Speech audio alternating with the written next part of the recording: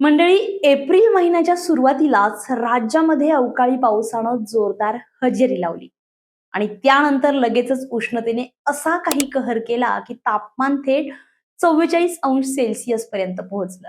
हिंगोली, अहिल्यानगर आणि अकोला या जिल्ह्यांमध्ये उष्माघातामुळे जीवितहानी झाल्याच्या घटना समोर आल्यात. परिस्थितीची तीव्रता लक्षात घेता मुख्यमंत्री देवेंद्र फडणवीस यांनी महत्वाचा निर्णय घेत उन्हात काम करणाऱ्या कामगारांना दुपारी 12 ते 4 या वेळेत काम बंद ठेवण्याचे आदेश दिले. एकीकडे उष्णतेपासून बचावासाठी उपाययोजना सुरू असतानाच आता पुन्हा एकदा राज्यामध्ये अवकाळी पावसाचा इशारा समोर येऊ लागलाय.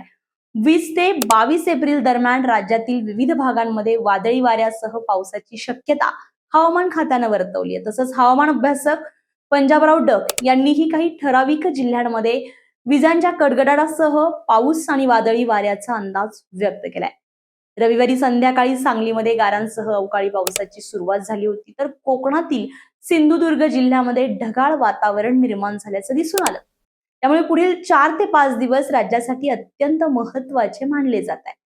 राज्यामध्ये नेमक्या कोणत्या जिल्ह्यांमध्ये पावसाची शक्यता वर्तवलेली आहे आणि हवामान खात्याचा नेमका अंदाज काय, पाहूयात या व्हिडिओतून. नमस्कार, मी अश्विनी पुरी आणि तुम्ही पाहताय नाशिक न्यूज. गेल्या काही दिवसांपासून राज्यामध्ये तापमानाचा पारा सातत्यानं वाढत होता. उष्णतेमुळे अंगाची अक्षरशः लाही होत होती. मात्र आता महाराष्ट्रावर दुहेरी संकट येण्याची शक्यता वर्तवली जाते.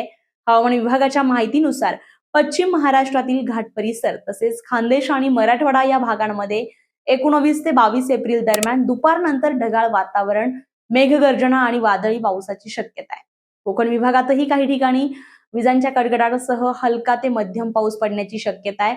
तसंच 30 ते 40 किलोमीटर प्रति तास वेगाने वारे वाहू शकतात. मध्य महाराष्ट्र आणि मराठवाड्यातील काही भागांमध्ये वादळी वाऱ्यासह गारपीट, विजांचा कडकडाट आणि हलका ते मध्यम पाऊस पडू शकतोय. इथे वाऱ्याचा वेग 40 ते 50 किलोमीटर प्रति तास राहण्याचा अंदाज आहे. आता या बदलत्या हवामानामागचं कारण नेमकं काय ते समजून घेऊयात. प्रशांत महासागरातील पाण्याचं तापमान वाढल्यानंतर एल निनो ही स्थिती निर्माण होते, ज्यामुळे पावसाचं प्रमाण कमी होतं आणि तापमानामध्ये अधिक वाढ होते. तर या उलट समुद्राच्या पृष्ठभागाचं तापमान कमी झालं की ला निना याचा प्रभाव दिसून येतो, ज्यामुळे अधिक पाऊस आणि थंड हवामान तयार होतं. सध्या या दोन्ही घटकांचा परिणाम वातावरणावर दिसून येतोय. त्यासोबतच राज्यामध्ये तयार झालेल्या प्रतिचक्रवातीय स्थितीमुळे हवेचा दाब वाढतो, आकाश निरभ्र राहतं आणि थेट सूर्यप्रकाशामुळे तापमान 40 ते 45 अंशापर्यंत पोहोचतं. याशिवाय दक्षिण भारतातून येणारी ट्रफ लाईन आणि बाष्पयुक्त वाऱ्यांचा प्रभाव यामुळे अचानक ढग तयार होतात आणि त्यातून अवकाळी पाऊस, वादळ आणि गारपीट होते. आता पुढील 3 दिवसांचा सविस्तर अंदाज आपण पाहणार आहोत. तर सोमवार म्हणजेच आज 20 एप्रिल रोजी पुणे, सांगली, सातारा, सोलापूर तसेच मराठवाड्यातील लातूर, धाराशिव, नांदेड, बीड, हिंगोली या जिल्ह्यांना येलो अलर्ट देण्यात आलेला आहे. तर विदर्भातील अकोला, अमरावती आणि वर्धा या जिल्ह्यांमध्ये उष्णतेचा इशारा कायम असून हीट वेव्हसाठी येलो अलर्ट जारी करण्यात आलेला आहे. तर मंगळवार म्हणजे उद्या 21 एप्रिल रोजी धुळे, नंदुरबार, नाशिक, जळगाव इथे तसेच पुणे, अहिल्यानगर, सातारा, सांगली, सोलापूर, कोल्हापूर, लातूर, धाराशिव, नांदेड, हिंगोली आणि बुलढाणा, अकोला, यवतमाळ, वाशिम या जिल्ह्यांमध्ये वादळी पावसाचा इशारा देण्यात आलेला आहे.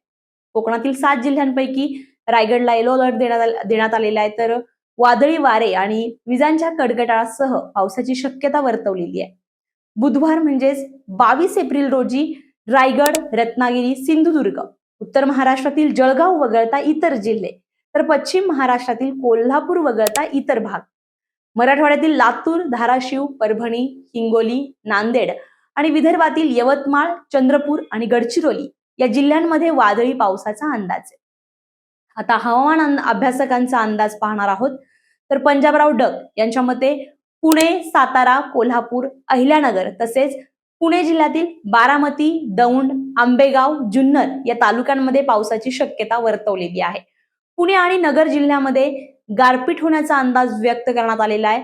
तर मराठवाड्यामध्ये 20 ते 26 एप्रिल दरम्यान बीड, लातूर, नांदेड, परभणी या जिल्ह्यांमध्ये गारपिटीसह पाऊस पडू शकतोय. तसेच संभाजीनगर, नंदुरबार, धुळे, जालना या जिल्ह्यांमध्ये पुढील 6 दिवस पावसाचा अंदाज आहे.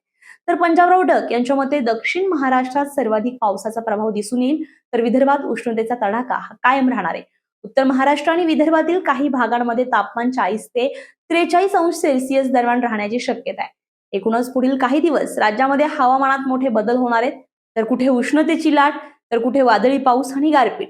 म्हणूनच नागरिकांनी सतर्क राहणं अत्यंत आवश्यक आहे. तसेच शेतकऱ्यांनी काढणीस आलेल्या पिकांची योग्य ती काळजी घ्यावी. एकाच दिवशी उष्णता आणि पावसाचा अनुभव येऊ शकतो. त्यामुळे स्थानिक हवामानाचा अंदाज लक्षात घेऊनच नियोजन करण्याचं आव्हान आता प्रशासनानं केलंय. ही माहिती तुम्हाला कशी वाटली? तुमच्या भागातलं हवामान कसं आहे ते कमेंट करून नक्की सांगा. आणि अशाच अपडेटसाठी नाशिक न्यूजला सबस्क्राईब करायला विसरू नका. तोपर्यंत मी अश्विनी आपली रजा घेतेय. नमस्कार. भेटूया पुन्हा नव्या व्हिडिओत नव्या विषयासह.